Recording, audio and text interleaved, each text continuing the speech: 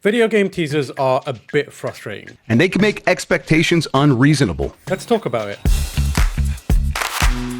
Welcome to another episode of Spot On, which is looking very different this week. Lucy's away for a bit, and that means that the show is going to look a bit unconventional for a few weeks. We're thinking 3 weeks, but then we'll be back to normal. Lucy will be back and we'll be in the studio. We may even do some in-studio episodes in the 3 weeks that Lucy is gone, but for now we're doing it remote. And also it's because I wanted to get in the one and only Jeff Grubb.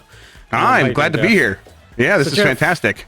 We are talking about teasers today, and we're talking about it because we just had a bunch of big teasers and teasers for teasers, pre-teasers as I like to call them, and we are also rapidly approaching Game Awards.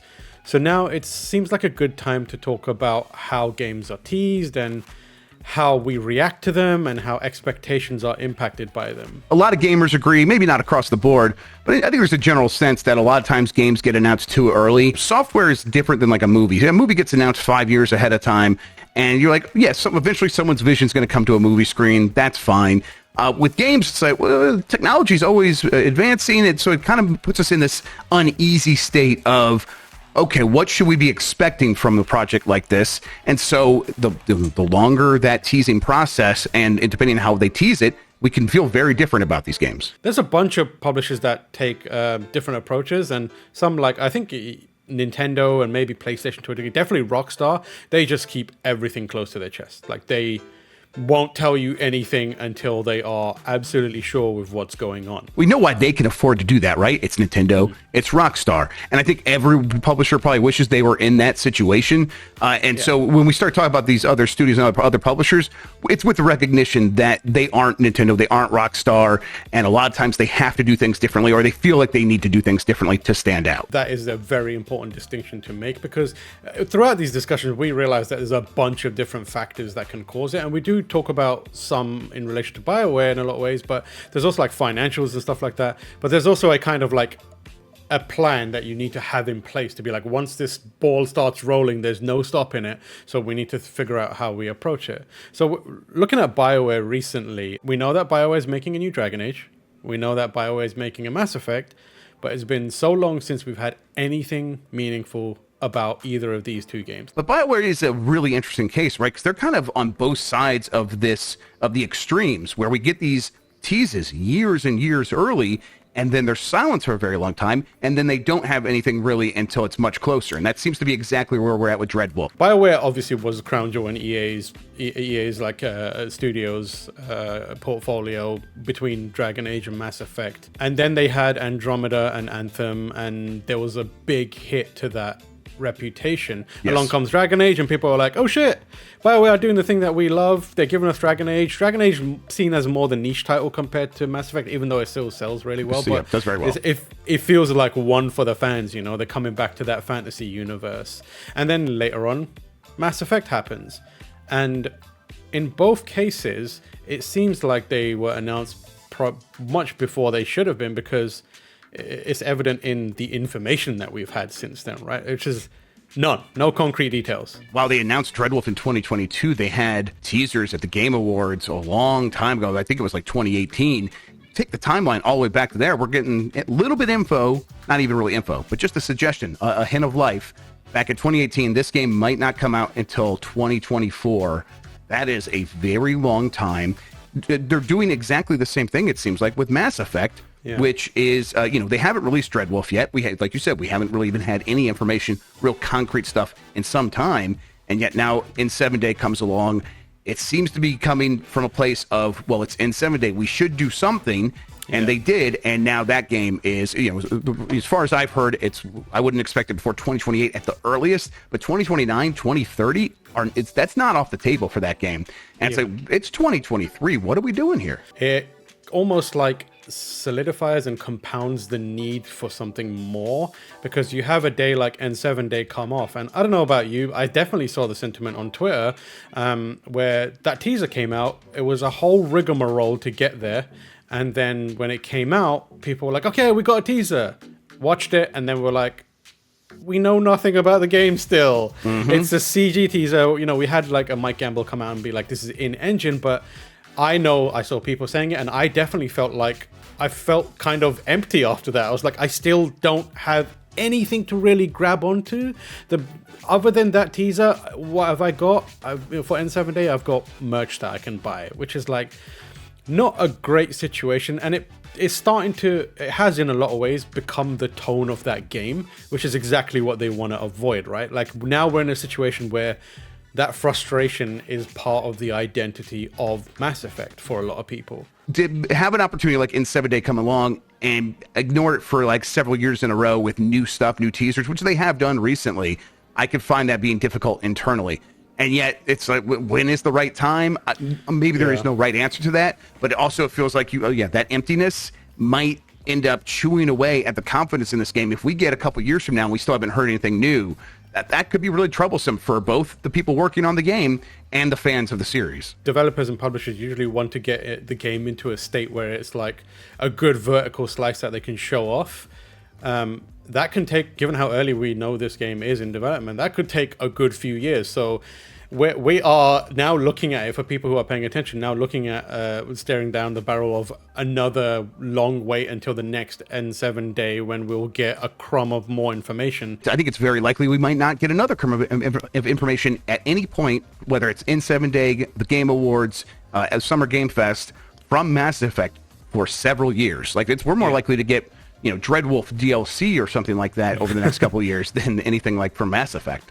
Like you look at Elder Scrolls, like the announcement of that Elder Scrolls, I'm sure financials paid into it, and it was around the time of acquisitions of Bethesda, but now that has become the elephant in the room. Todd Howard, if he appears, which he really does in public again to talk about things, inevitably people are going to be like, what's going on with Elder Scrolls? And chances are no one's going to be able to say anything concrete, which again just begins that or perpetuates that cycle of frustration. Like, you told us this is the thing that we're going to get. Why won't you tell us anything about it? If the window is them teasing it, we go up to it and it's tinted, we can't see through.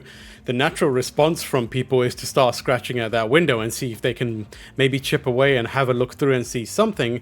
And that manifests in people, now are so deprived of information that they start acting weird with it and reading too much into everything, where we've had situations where a company might change their Twitter banner image and suddenly people have figured out exactly when that game is being shown. On the other hand, it's like game developers have learned a lot of times. They've touched that hot stove of telling us a lot and then that stuff getting used against them. I think, Bungie used to be a lot more communicative than they are now, and there's for good reasons. A lot of toxic fans in their community that frightened them away from that.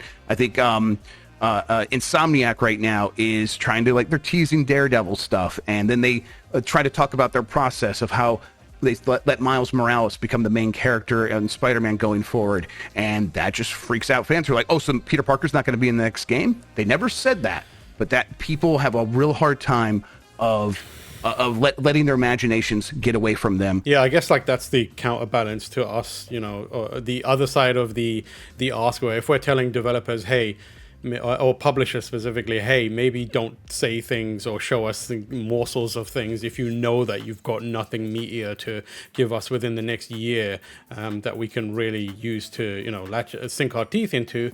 If we're telling developers and publishers that, gamers, we need to be a little more kind of accommodating for these situations where we're not freaking out at every little thing where it's happening and losing our minds and making assumptions, because that is how we end up in a situation where we're so far away from each other on the spectrum. We can't come to a middle ground where we're able to get teasers and then have things be maintained like a kind of semblance of being reasonable until the next the kind of major beat happens. Game Awards in the horizon, so we can expect all of this stuff to become very, very relevant in the next few weeks. Now that the N7 Day teaser is out there, I have already seen discussions that are saying Mass Effect is definitely going to be at the Game Awards. And not just that, and maybe it will, we don't know, but I've seen people being like, it is going to be there. I know it's going to be there. And not just that, I saw a conversation which was like, Mass Effect is going to be there, but Dragon Age is further along in development and coming out before Mass Effect. So that means Dragon Age will also be there, which is boy.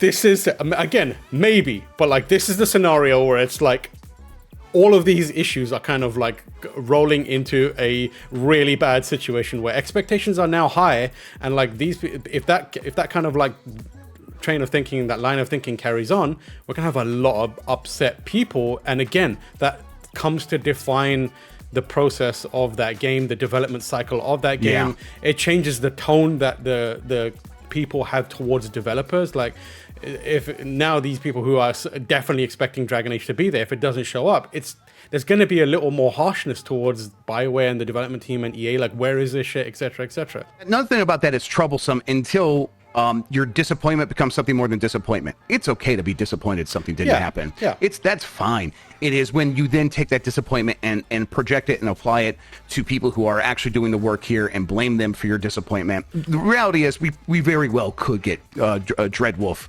content at the Game Awards. They've had teasers there before. It would make all the sense in the world for something to show up there. But then to expect one studio to have two pieces of major content to show off at one show, that is not really understanding how these things work. If there's anything to take away from this, it's on the like publisher side, like, please stop doing these things where it's like you leave us disappointed and like giving us teasers for reasons that are other than the fact that you are ready to start telling people that these games are out.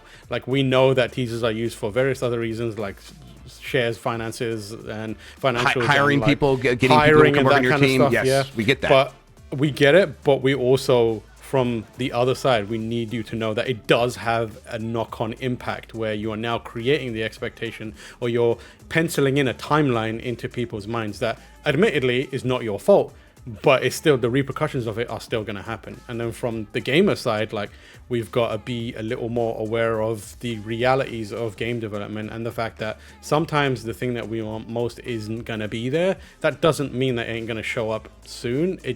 But we can't assume that it will. We have to be tempered in our expectations a bit. And we say that right now because Game Awards is coming and the Elden Ring DLC has been around for a really long time. Where is it? Like, buckle up, boys. Yeah, Here we buckle go. up, boys. This is mostly an episode for me, talking to myself. And it's really interesting because sometimes we have situations that turn that upside down on its head. And it is like, oh, the thing that we said we shouldn't do happened, did it, and it worked out exactly, which is the GTA scenario, right? Like, people were like, this week it's going to happen, next week, this week or next week. And then, we're in a situation now where GTA has been teased. I think it shows that there is no one right way to do any of this. No. It's just things to be mindful of. It is people put their emotions in this stuff. They put a lot of feelings into these things. And when I say people, I mean everyone involved. The people playing the games, making the games, funding the games. But Jeff, thank you so much for stepping in last minute. Not last minute, actually. Kind of last minute. I hit you up the other day. I was like, you want to do this? And you were like, hell yeah, let's do it. Let's go. I appreciate that. Maybe you'll be back next week. Maybe I'll have someone else in. We'll find out. But in the meantime, Jeff, where can people find you? Yeah, find me Mondays, Wednesdays, Thursdays, and Fridays. We do Game Mess mornings. Tam usually hangs out with me on Friday. This week, he's already hung out. So go back to watch the Wednesday episode. It's a great episode. And then giantbomb.com. Yeah, and you can find me on giantbomb.com and also GameSpot.com, and we'll see you next week for another episode of Spot On. Bye.